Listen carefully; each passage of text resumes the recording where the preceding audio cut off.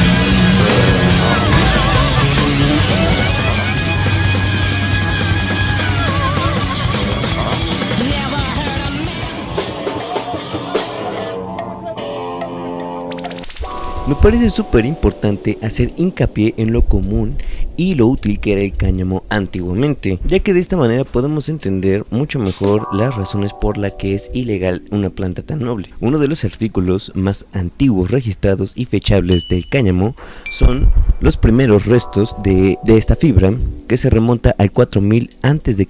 en Asia Menor. Se ha encontrado ahí y un milenio después en Turquestán, en lo que hoy sería Afganistán, y también en Rumania. Como ya habíamos planteado, el cáñamo índico ya era conocido por los asirios, que lo ocupaban en sus ceremonias religiosas. El libro santo de los persas, el Avesta, escrito en el siglo VI a.C., en lo que hoy sería el suroeste de Irán, describe los enervantes efectos del incienso que tenía el cáñamo índico. También las principales ramas del budismo celebraron sus bondades para la meditación, y en sus usos médicos la planta formaba parte como el tratamiento para la oftalmia, la fiebre, el insomnio, la tos seca y la disentería. La marihuana fue introducida en el Oriente Medio entre los años 2000 y 1400 a.C., donde probablemente fue transportada por los escitas, que era una tribu indoeuropea. Los escitas fueron quienes trajeron el cáñamo a Europa desde el macizo de Altai, por ahí del 800 a.C. Por estos siglos se hizo muy popular el cáñamo por sus diversos usos, y uno de los más útiles para esta parte del mundo era la utilización del cáñamo para realizar telas e incluso estopas, por lo que Europa adoptó rápidamente el uso del cáñamo. Los griegos lo mencionaban en el 200 a.C.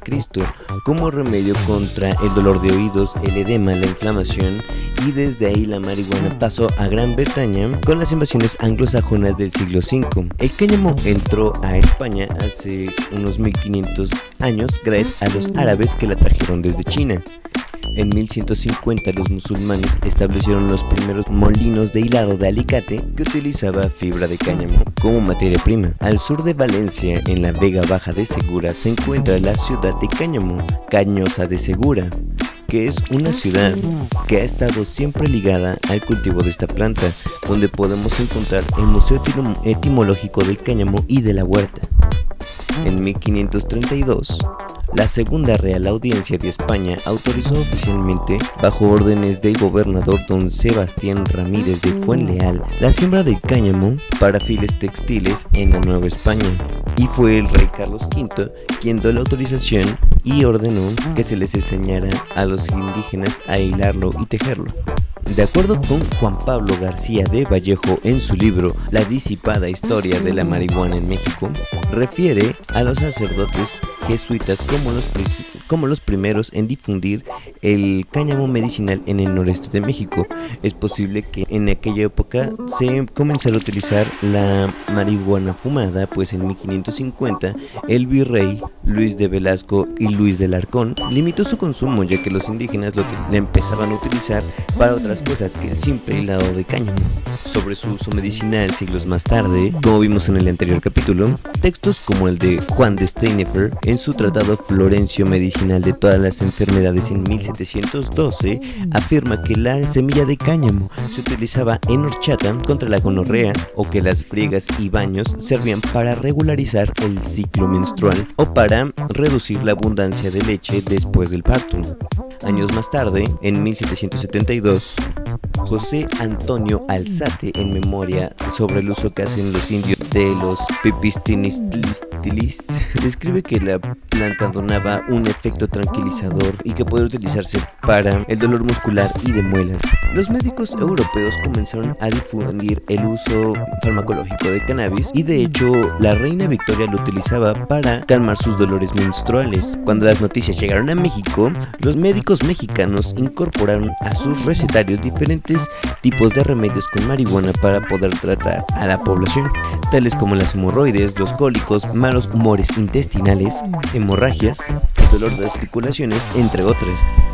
Pasando a Europa, los primeros estudios de la marihuana fueron hechos por los sabios que en 1798 acompañaban a Napoleón Bonaparte en Egipto. Silvestre de Sancy y sus compas se adentraron en Egipto y encontraron una variedad de cannabis sativa, y se llevaron muestras que Lamarck, otro de sus compas, analizó en París a finales del siglo XVIII, donde fue investigada debido a sus cualidades antiespasmódicas y para apaciguar el dolor.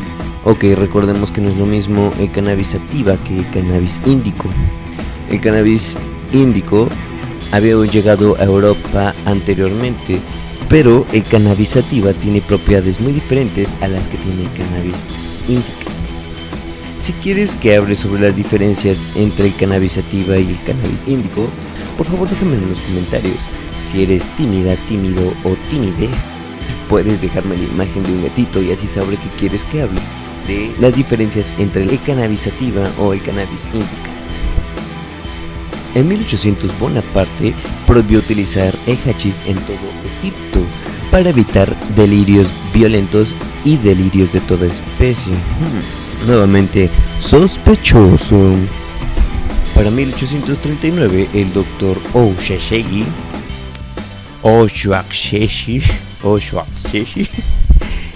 profesor británico que enseñaba en Calcuta, India, publicó el primer estudio sobre las propiedades analgésicas, antiespasmódicas y relajantes musculares del cannabis. La primera razón de la guerra en 1812 entre Estados Unidos y Gran Bretaña fue el acceso al cáñamo ruso. El cáñamo ruso fue también la razón principal por la que Napoleón, aliado de Estados Unidos en 1812, y sus aliados de los sistemas continentales, invadieron Rusia ese mismo año. Si quieres saber más sobre el tema, puedes buscar la guerra del cáñamo en 1812 y la invasión napoleónica a Rusia, o solamente el cáñamo en Rusia, te aparece de todas formas. Pero, ¿por qué hacer una guerra por una planta que ya se comercializaba de una manera tan frecuente?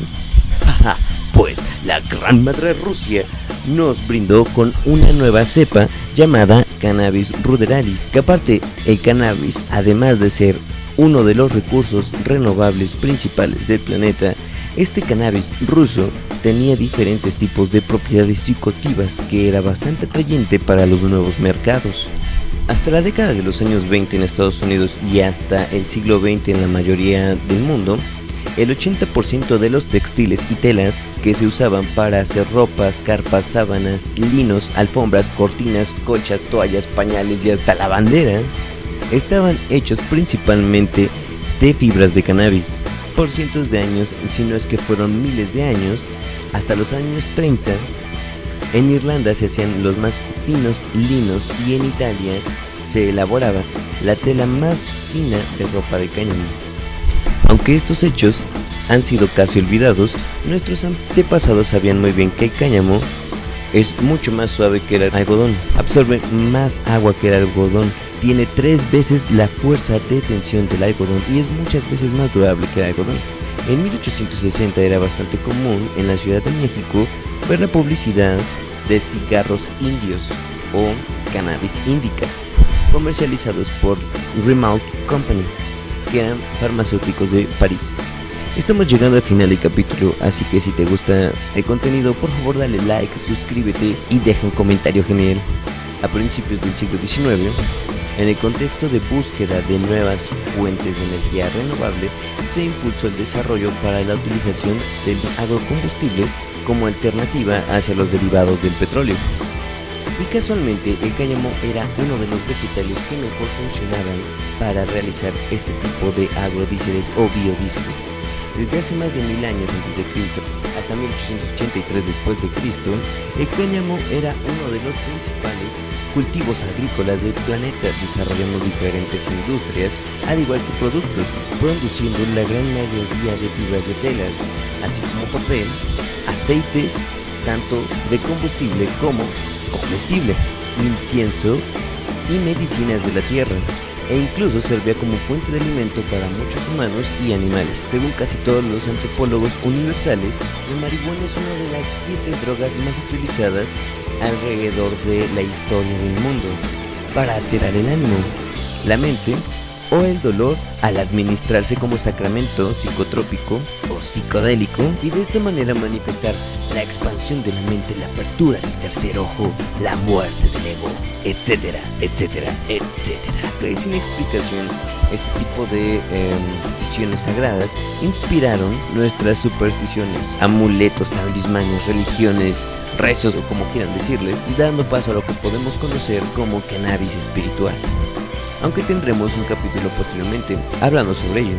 Pero en 1937 Estados Unidos logró penalizar la marihuana y lo único que tuvo que hacer fue convencer a la ONU de que patrocine acuerdos internacionales en relación con los estupefacientes para que cada país los persiguiera como lo hacían ellos, o sea, que les copiaran.